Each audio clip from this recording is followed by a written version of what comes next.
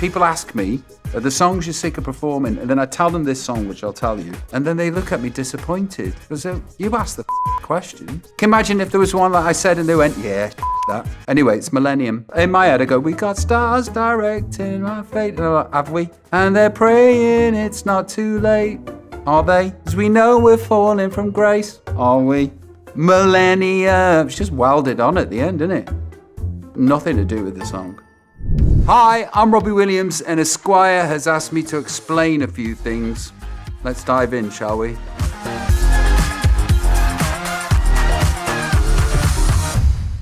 When was the last time you listened to a Take That song? I think probably the last time was the Progress album, just recently when I rejoined, which I think is mine and our best work. It's a really odd album for a boy band to do. If you break it down lyrically, it's full of conspiracy and dystopian weirdness. And that's not the MO. Take that back. All right, doom, doom, doom, doom. The CIA are up to something. You were at the heart of Brit pop culture. What do you think was the magic of the moment in time? Cocaine and attention? Britain hasn't stopped being Britain. It just hasn't got the oxygen that it had at the time. And also, we were really mean and rude. We said mean and rude things as a matter of course, and is not very good for the soul, but it makes great copy. You played Nebworth and many other epic events. What's one event you wish you had a chance to play? To be honest with you, I've got so much wrapped up in the idea of being Robbie Williams and what that means that there is an ego death. I play stadiums, right? If they took that away from me and I was in arenas, it'd be problematic for me. How mad is my life that arenas don't jive well because I want to be in stadiums? This is a problem because I'm 50 and I could do with just cutting that out. I get in the car and I turn up. I don't care where it is, as long as it's a stadium. Explain your strategy to stay positive. Marry a wonderful person. Before Ida, miserable, rehab, miserable, depression, anxiety, agoraphobia. After Ida, great. Since kids though, I'm on steroids when it comes to positivity because it's not about me anymore, he said, lying. You've had your share of celebrity beefs, many of which you've moved on from. Which beefs are you happy are behind you? So here's the thing about these sort of things, right? I know nothing about fungus-infested trees. I'm creating art, man. Do I need to know about fungus-infested trees? No. Can somebody take care of that for me? Yeah. Do I find out about it by mistake when I'm on the internet one day and I'm like, have we got fungus-infested trees? Yes, that also happens.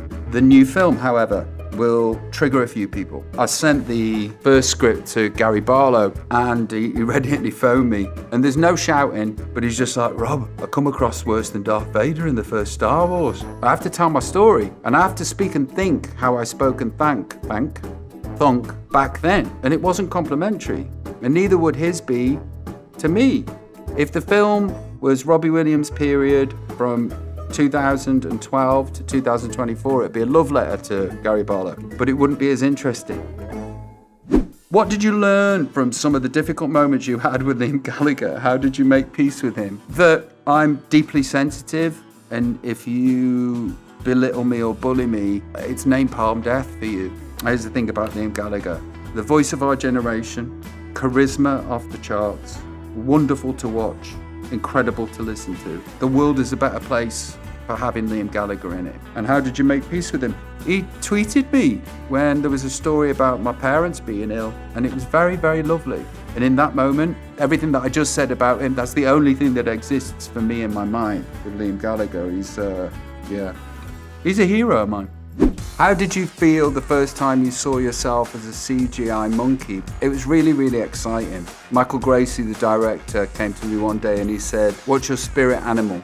And I said, lion. And he was like, really? I was like, monkey? And he was like, yeah, here's the idea. Everyone in the movie is human apart from you and you're a CGI monkey. Before he'd got to the end of the sentence, I was like, I'm in. You don't even have to finish the sentence. Yes is the answer. Because you know that this idea hasn't been seen before. And to be lucky enough to be part of an idea that is a massive swing. It's either going to be a huge idea that's incredibly brilliant or a huge idea that's incredibly and I like that. I like the gamble. Were you a fan of The Greatest Showman before you met Michael Gracie? Yes, I was. Michael, a long time ago, phoned me up and said I need to come round the house and ask a favour. He comes round and he shows me the storyboards for this film he wants to make, The Greatest Showman. And in my head I was like, gonna ask me, innit? Gonna ask me to do it. Then he plays me a song and I'm like, blows me away. Plays me 2 songs, blows me away. 3rd song and I'm like, this is my entrance into the film world and the answer is yes. And he said, will you ring Hugh Jackman and convince him to do it? And I was like, okay. Yeah, crestfallen. I didn't tell him in the room that that's what was going on, but he's known since. What was the turning point that made you want to do a TV series and a movie? I'm an attention seeker for a profession. This is what we do, innit? And this is the oxygen that I need to prolong my career. It's as simple as that. 4 hours on Netflix by Ridley Scott's company? Yeah, I need all of this for the wind behind my sails for the 3rd act of my career. How did you feel about the costumes you had to wear during your Take That years? You know, beggars can't be choosers. I wasn't paid to have opinions. I wasn't paid at all. For the first 18 months, Nigel, don't sue me. We all know that's true. After that, whee! Do you think the Gallagher brothers will actually make it to the stage for their reunion? Yes, I do think that the Gallaghers will make it to their reunion and not only get to the reunion, complete the whole thing. Divorces make you concentrate, don't they? Who is the most underrated 90s artist? Gaz Coombs from Supergrass, one of the best songwriters of his generation. Who is the most overrated 90s artist? Don't think there are many overrated 90s artists. You say Britpop, and it sounds as though there was hundreds of bands in your mind. There wasn't. Oasis, Blur, Pulp. The ones that popped were these 3. If you could only save one, which of your albums from your vast discography would you save from a burning building? Well, the only one that I listen to is the Christmas album. It's not a Christmas for us unless I'm narcissistically playing me around my house. Please explain why you start all your Instagram captions like this. Well, integritas et cacas is integrity in Latin. Pleasantries.